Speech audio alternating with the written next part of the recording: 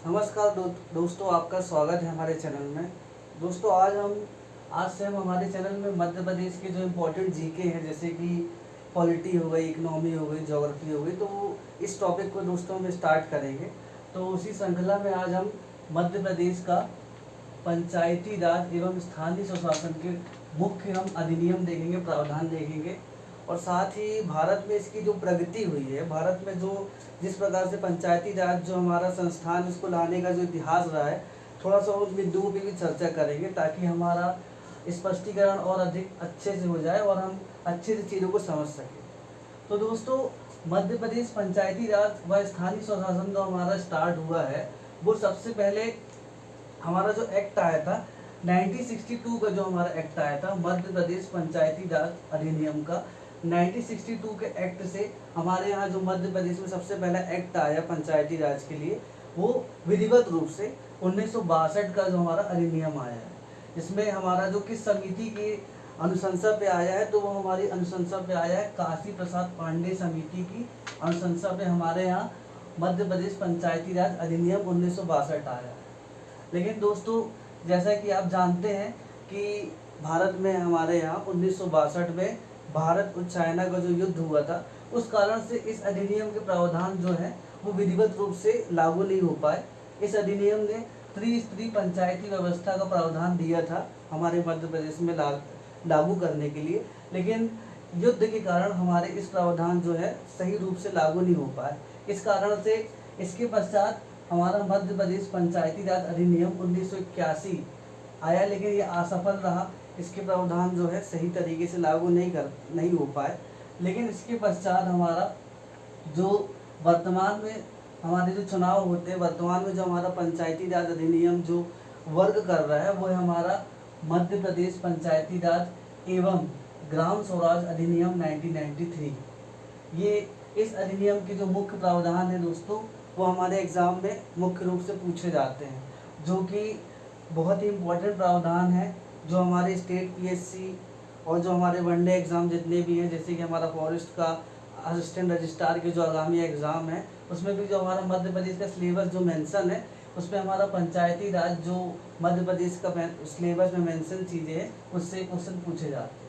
तो दोस्तों, मध्य प्रदेश पंचायती राज व ग्राम स्वराज अधिनियम 1993 के जो मुख्य प्रावधान है, वो हमें याद होना चाहिए, जो हमें ऑब्जेक्टिव में पूछे जा सकते हैं। जैसे कि दोस्तों, अगर पहले हम देखें कि जो मध्य प्रदेश पंचायती राज एवं ग्राम स्वराज अधिनियम में जो प्रावधान में पहला प्रावधान है जो बैठकों का है। दोस्तों, इस अधिनियम के तहत हमारी जो ग्राम पंचायतें हैं, वहाँ पर कम से कम साल में 4 बैठकें होना चाहिए, और वो 4 बैठकें जो है जनवरी, अप्रैल, जुलाई और अक्टूबर, इन 4 महीनों में विधिवत रूप से आयोजित की जानी चाहिए। ये हमारे इसमें 4 बैठकों का प्रावधान है। ये हमारे ऑब्जेक्टिव में पूछा जा सकता है कि मध्य प्रदेश पंचायती राज व ग्राम स्वराज अधिनियम में कितनी बैठकों का प्रावधान किया गया है। तो दोस्तों, ये हमारी बैठकें हैं। इसके पश्चात दोस्तों, जो इसके प्रावधान है, इसमें निर्वाचन। तो दोस्तों, निर्वाचन जो इसमें होता है प्रत्यक्ष और अप्रत्यक्ष रूप से होता है। जो प्रत्यक्ष रूप से जो निर्वाचन होता है, वो निर्वाचन हमारा ग्राम सभा, जनपद पंचायत व जिला पंचायत के सदस्यों का जो निर्वाचन होता है, वो अप्रत्यक्ष रूप से होता है। अप्रत्यक्ष रूप को अगर हम सरल शब्दों में समझने का प्रयास करें, तो जैसे हमारी पंचायत रहती, जो हमारी जनपद पंचायत रहती, वहाँ सदस्य होते हैं। जो सदस्य होते हैं, उनका जो होता है प्रत्यक्ष रूप से होता है। जो अध्यक्ष होते हैं, जो हमारे अध्यक्ष होते हैं जनपद पंचायत के और जिला पंचायत के जो अध्यक्ष होते हैं, उनका अप्रत्यक्ष रूप से होता है। दोस्तों, अप्रत्यक्ष रूप से मतलब जो सदस्य होते हैं, वो प्रत्यक्ष रूप से जनता उनको वोट देकर निर्वाचित करती, जिताती है, और वो सब जिस प्रकार से जैसे राष्ट्रपति को चुना जाता है, वैसे वो सब वोट देते हैं और अध्यक्ष को चुनते हैं। तो हमारा जो प्रत्यक्ष चुनाव होता है जो सदस्यों का, वो ग्राम सभा, जनपद पंचायत और जिला पंचायत में होता है। और जो हमारा अप्रत्यक्ष चुनाव होता है, वो जनपद पंचायत और जिला पंचायत के अध्यक्षों का जो चुनाव होता है, वो अप्रत्यक्ष होता है। तो इसकी निर्वाचन से संबंधित प्रावधान है दोस्तों। और जो निर्वाचन इसका होता है, किसी भी राज्य में जो पंचायती राज संस्थाओं का, स्थानीय शासन का जो निर्वाचन करवाया जाता है, वो उस राज्य के निर्वाचन आयोग द्वारा करवाया जाता है।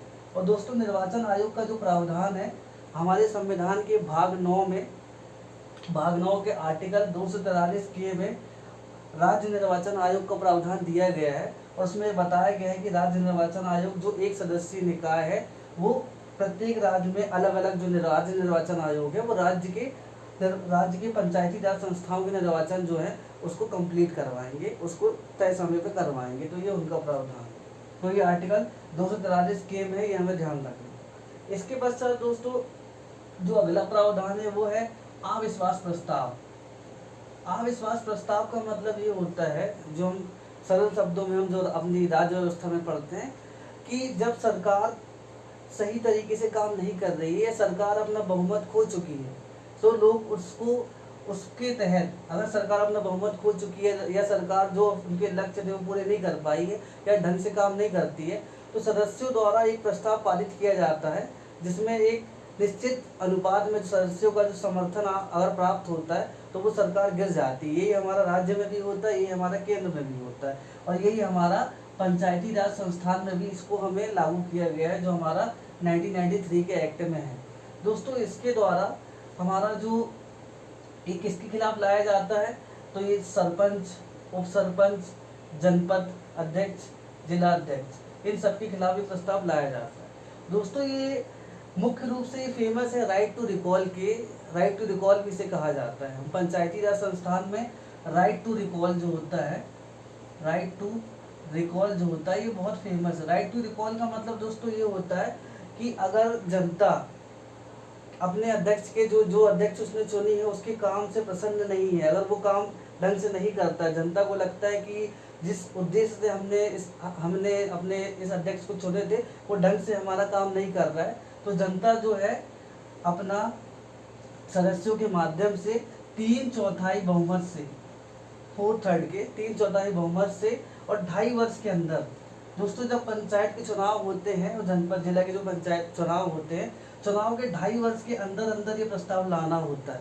अगर 2.5 वर्ष के अंदर जनता को ये प्रतीत होता है कि हमारा जो अध्यक्ष है वो सही रूप से कार्य नहीं कर रहा है, या फिर उसमें जो हमारे कार्य है किसी प्रकार का धोखाधड़ी या घपला वगैरह हुआ है, तो जनता जो है 2.5 वर्ष के अंदर सदस्यों की सहमति से 3/4 बहुमत के द्वारा जो है अध्यक्ष को उसके पद से हटा सकती है।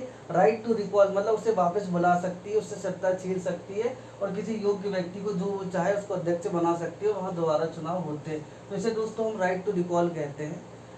मुझे आशा है कि आपको समझ में आया होगा। इसे हम अविश्वास प्रस्ताव और फेमस जो लैंग्वेज है उसको राइट टू रिकॉल कहते हैं। दोस्तों जो अगला प्रावधान है हमारे इस अधिनियम का, इसमें है आरक्षण।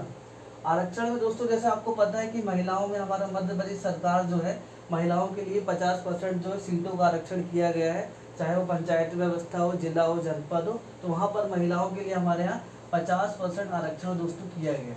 और उसके बाद दोस्तों हमारे जो ST SC है दोस्तों, उनके लिए भी कुछ जिलों में 50% का आरक्षण दिया गया है, लेकिन इसमें इस एक्ट में एक प्रावधान किया गया है कि यदि किसी जिले में ST SC के समुदाय जो है उनकी जनसंख्या अगर कम है तो वहाँ पर 25% जो आरक्षण है वो OBC को दे दिया जाए।